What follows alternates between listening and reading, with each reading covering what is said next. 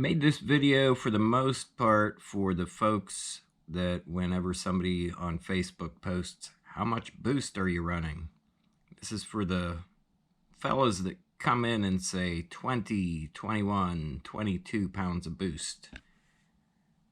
I will show you how to look at your data log and see how much boost you are actually making, not the boost spikes, which is what 20, 21, or 22 on a Taurus is what you're seeing. So first you open Live Link, free from SCT's website. Once you click on open a data log file, you'll browse for the file that you want.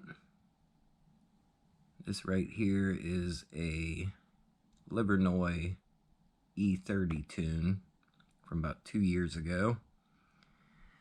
So this is what you see, and this is where most people are like, holy cow, what the F is all this crap? So the magic button is this little guy down here. Click on that, and then all you have is accelerator pedal position. So I'll click on boost. Now we have accelerator pedal and position. So this was at a track, so I wasn't able to just click on record data log and then immediately run it, which is usually what I do. So if your actual run is further in the log than the beginning, click on this. And then to play at a different speed, you can click on this. We'll go up to 5x. And then you can see when it gets over here, that is the run. So I'll click on stop and then just drag this over to the right. Now we'll get rid of accelerator pedal position and maybe add in RPMs. There we go. So now you can easily see the boost as it goes with the engine RPM. We'll just click on boost so that that's in the foreground. So on this E30 tune, you can see right there it's about 16.38, drops down to 1189. Then immediately after the shift, it spikes back up to 17.4.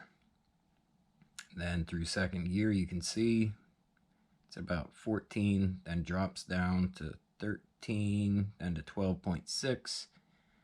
Then boom, spikes back up 18.5. And then it kind of just, it's around 14.5. Then at the end of third gear, drops down to 13.48, 13.05. Then it spikes up again right after the shift.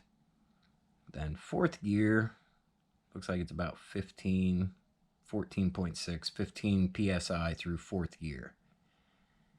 So if you just looked at your live wire, you would see 18.56 as the max boost. But at no point is the car holding anywhere near 18.5 pounds of boost. So another thing you can look at is, let me scroll down, turbo wastegate percentage. So if you have a boost leak,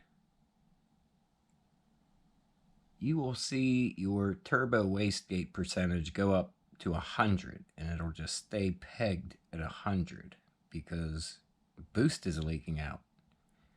So the turbos will be running max as much power as they can because they can't reach the desired boost because it's going out a hole somewhere in your charge system.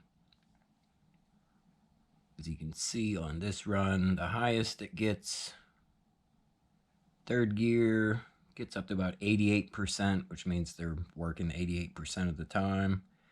Fourth gear drops down to about 70%.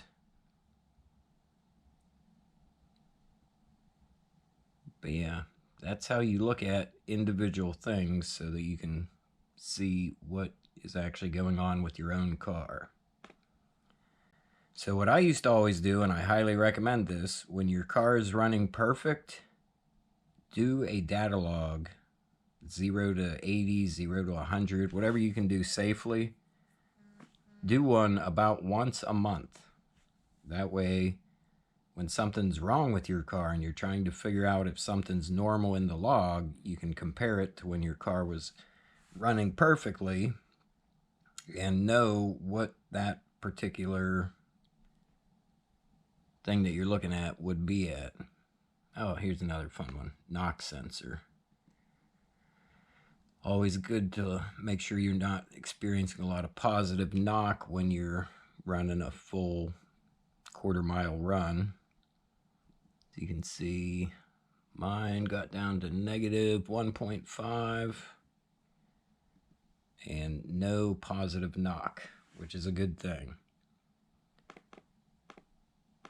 But yeah, your data log configuration file might be slightly different. Things might be labeled slightly different, but for the most part, most tuners will have the same kind of things in there. Another good parameter to check on occasionally is your fuel pressure. So that is it. Again, yours might be labeled slightly different. Oh wait, that's the wrong one. It's hard to see through this camera.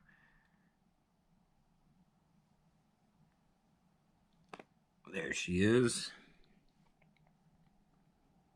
Fuel rear pressure. As you can see through the run, it's usually around 15, 16, 17. But those are MPA, not PSI. So to convert it, Google it.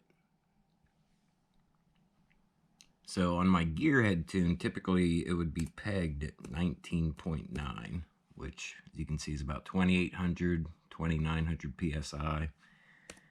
The Livernoid tune, and this is with a upgraded high pressure fuel pump, they have theirs right about 2,300.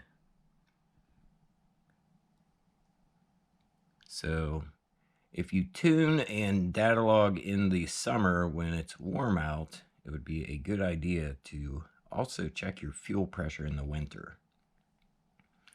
With the stock high pressure fuel pump, typically you'd see around 2,200-ish on a wide open throttle run.